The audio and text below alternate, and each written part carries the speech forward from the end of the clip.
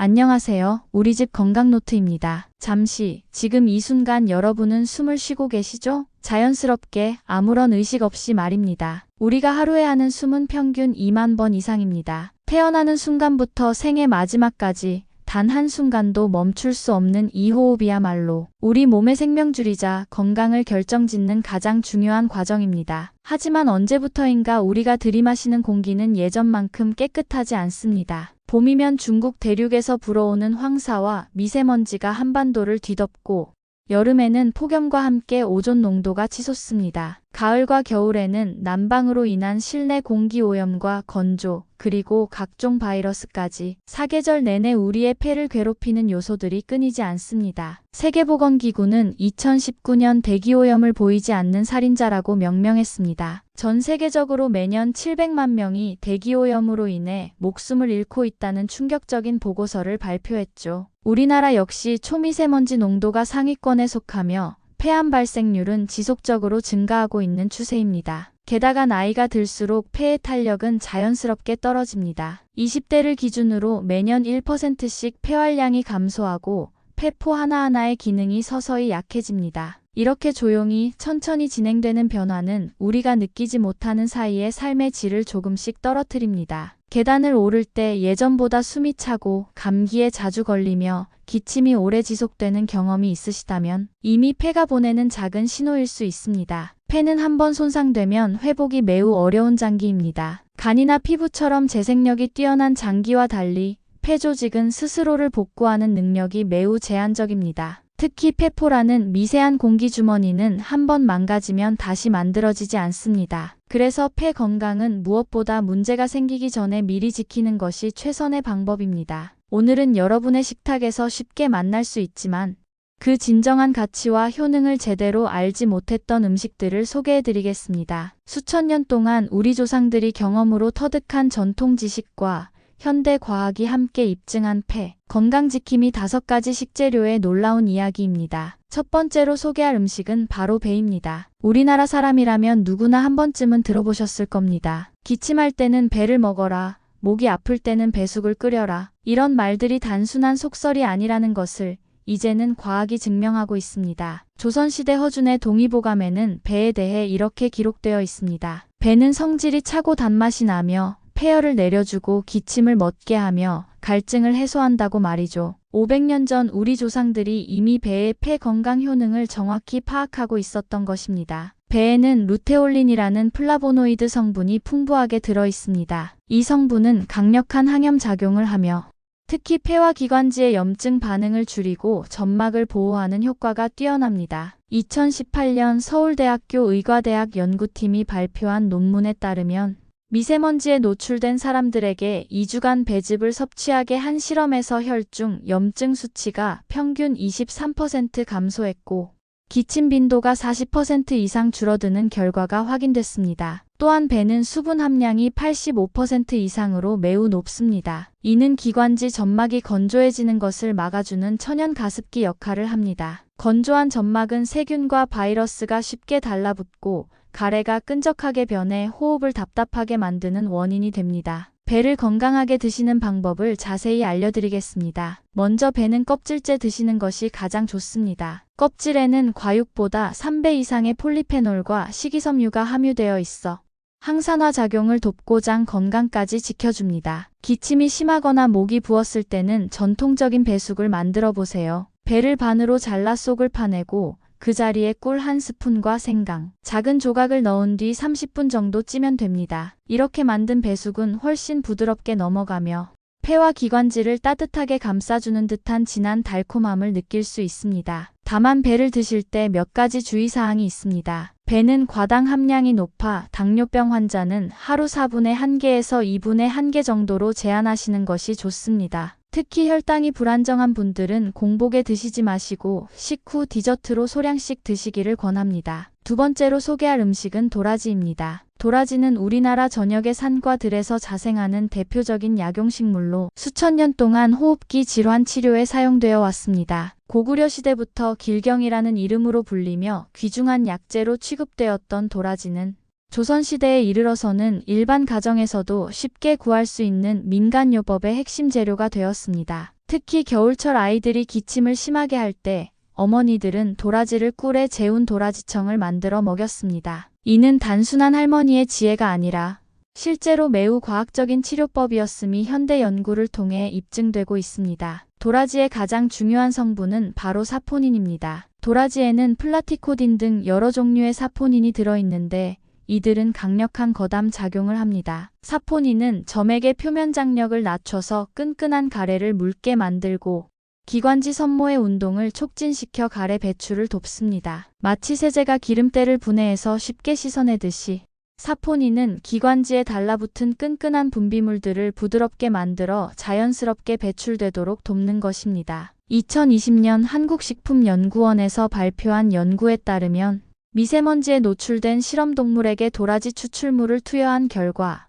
폐포 내 염증세포 침투가 65% 감소하고 기관지 점막의 손상 정도가 현저히 줄어드는 것을 확인했습니다. 도라지를 건강하게 섭취하는 다양한 방법을 알려드리겠습니다. 먼저 생도라지를 드실 때는 쓴맛을 제거하는 과정이 중요합니다. 도라지를 깨끗이 씻어 껍질을 벗긴 후 소금물에 2시간에서 3시간 정도 절여두면 쓴맛이 많이 빠집니다. 절인 도라지는 고춧가루, 마늘, 생강, 참기름, 깨소금을 넣고 무쳐서 반찬으로 드시거나 배, 오이와 함께 넣어 상큼한 샐러드로 만드셔도 됩니다. 말린 도라지는 사계절 내내 차로 우려 마실 수 있어 꾸준한 폐 건강 관리에 적합합니다. 말린 도라지 10g 정도를 물 1리터에 넣고 30분 정도 끓이면 진한 갈색의 도라지차가 완성됩니다. 여기에 꿀이나 대추를 넣으면 맛과 효능이 더욱 좋아집니다. 세 번째로 소개할 음식은 의외일 수 있습니다. 바로 도토리묵입니다. 많은 분들이 단순히 다이어트 음식이나 전통 향토 음식 정도로만 생각하시는 도토리묵이 사실은 폐 건강에 매우 뛰어난 효능을 가지고 있습니다. 우리 조상들은 흉년이 들면 도토리를 주식으로 삼았습니다. 하지만 이는 단순히 배를 채우기 위한 구황작물이 아니었습니다. 도토리에는 현대인들에게 꼭 필요한 여러 건강 성분들이 풍부하게 들어있었기 때문입니다. 조선시대 문헌을 보면 산간 지역에 사는 사람들이 도토리를 많이 섭취하는 지역에서 폐병 환자가 적었다는 기록이 남아 있습니다. 당시에는 그 이유를 정확히 몰랐지만 현대 과학이 그 비밀을 밝혀내고 있습니다. 도토리묵의 핵심 성분은 바로 탄닌입니다. 탄닌은 강력한 폴리페놀 화합물로 항산화 작용이 매우 뛰어납니다. 우리가 숨을 쉴 때마다 체내로 들어오는 산소의 일부는 활성산소로 변합니다. 특히 미세먼지, 오존, 담배 연기 등 오염물질에 노출되면 활성산소의 생성이 급격히 증가합니다. 이 활성산소는 폐포와 기관지 세포를 공격해서 염증을 일으키고 장기적으로는 만성 폐질환의 원인이 됩니다. 도토리의 탄닌은 이런 활성산소를 중화시키는 강력한 청소부 역할을 합니다. 2019년 경북대학교 연구팀의 실험에서는 도토리 추출물이 담배 연기로 손상된 폐세포의 회복을 도우며 폐포 내 염증 수치를 50% 이상 감소시키는 것으로 나타났습니다. 도토리묵이 폐 건강에 좋은 또 다른 이유는 바로 체중 관리 효과입니다. 과체중이나 비만은 폐 건강에 심각한 영향을 미칩니다. 복부 지방이 늘어나면 횡격막의 움직임이 제한되어 폐활량이 줄어들고 깊은 호흡이 어려워집니다. 도토리묵은 100g당 62칼로리로 매우 낮은 열량을 가지면서도 식이섬유가 풍부해 포만감을 오래 유지시켜줍니다. 또한 도토리의 탄닌은 탄수화물의 흡수를 늦춰 혈당 상승을 완만하게 하고 지방 축적을 억제하는 효과도 있습니다. 도토리묵을 건강하게 드시는 방법을 알려드리겠습니다. 시중에서 파는 도토리묵을 구매하실 때는 도토리 함량이 높은 제품을 선택하세요. 일부 제품은 도토리 대신 감자 전분이나 옥수수 전분을 많이 사용하기도 합니다. 도토리묵은 단독으로 드시기보다는 다양한 채소와 함께 드시는 것이 좋습니다. 상추, 깻잎, 당근, 오이 등과 함께 무쳐서 드시면 비타민과 미네랄을 함께 섭취할 수 있고 식감도 더욱 풍부해집니다. 네 번째로 소개할 음식은 은행입니다. 가을이면 길거리에 떨어져 특유의 냄새로 사람들의 눈살을 찌푸리게 하는 그 은행이 사실은 폐 건강을 위한 자연의 놀라운 선물입니다. 은행나무는 2억 년 전부터 지구상에 존재해온 살아있는 화석으로 불립니다. 공룡 시대부터 지금까지 거의 변하지 않은 모습으로 살아남아온 생명력의 상징이죠. 이런 강인한 생명력이 바로 은행의 약효에서 나오는 것입니다. 우리나라에서 은행이 약용으로 사용된 역사는 매우 깁니다. 고려시대 의서 향약 구급방에는 은행을 백과라고 부르며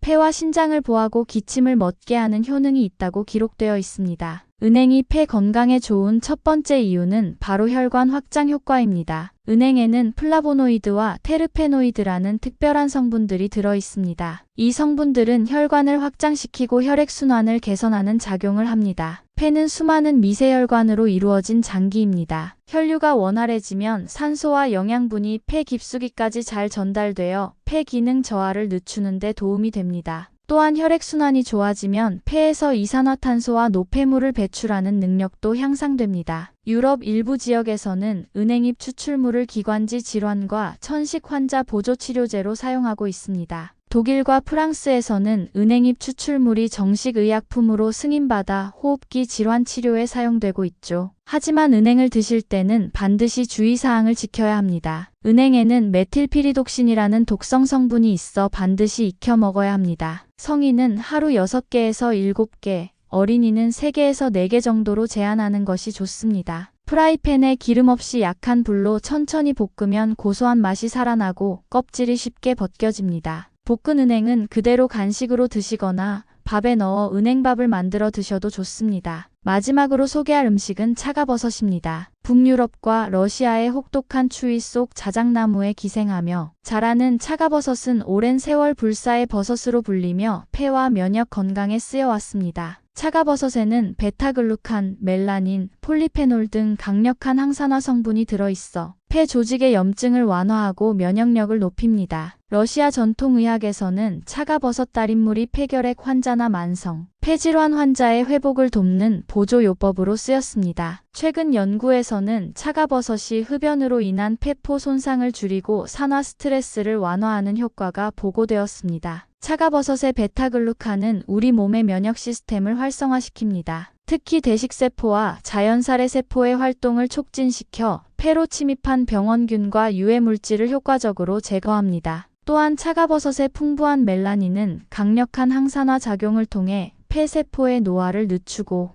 미세먼지와 오염물질로 인한 손상을 줄여줍니다. 차가버섯은 분말이나 잘게 자른 형태로 구할 수 있으며 끓는 물에 10분에서 15분 정도 우려 차로 마시는 방법이 가장 간단합니다. 하루 1컵에서 2컵 정도가 적당하며 공복보다는 식후에 드시는 것이 좋습니다. 다만 혈액응고 억제제나 특정 약물을 복용 중인 분은 섭취 전에 의사상담이 필요합니다. 또한 처음 드시는 분은 소량부터 시작해서 몸의 반응을 살펴보신 후 양을 늘려가시기 바랍니다. 오늘 소개해드린 5가지 음식, 배, 도라지, 도토리묵, 은행, 차가버섯은 모두 우리 조상들이 오랫동안 경험으로 터득한 폐건강식품들입니다. 현대 과학이 이들의 효능을 하나씩 입증해가고 있는 것을 보면 전통 지혜의 소중함을 다시 한번 깨닫게 됩니다. 하지만 음식만으로는 완벽한 폐 건강을 보장할 수 없습니다. 폐 건강은 하루아침에 좋아지지 않습니다. 무엇보다 금연이 가장 중요합니다. 담배는 폐에 가장 직접적이고 심각한 해를 끼치는 요인입니다. 간접 흡연도 마찬가지로 피해야 합니다. 규칙적인 유산소 운동은 폐활량을 늘리고 호흡근을 강화시킵니다. 하루 30분씩 주 3회 이상의 운동을 권합니다. 미세먼지가 많은 날에는 외출을 자제하고 불가피하게 외출할 때는 마스크를 착용하세요. 특히 오전 시간대와 교통량이 많은 시간대는 피하는 것이 좋습니다. 집안의 적정 습도 50%에서 60%를 유지하고 하루 2회 이상 환기를 시켜주세요. 공기청정기도 도움이 되지만 자연 환기가 더 중요합니다. 그리고 오늘 소개한 음식들을 식탁에 자주 올리는 습관을 기르세요. 이 5가지를 꾸준히 실천한다면 여러분의 폐는 오랫동안 건강을 유지할 수 있을 것입니다. 우리집 건강노트였습니다. 오늘도 깊고 건강한 호흡으로 하루를 마무리하시기 바랍니다. 감사합니다.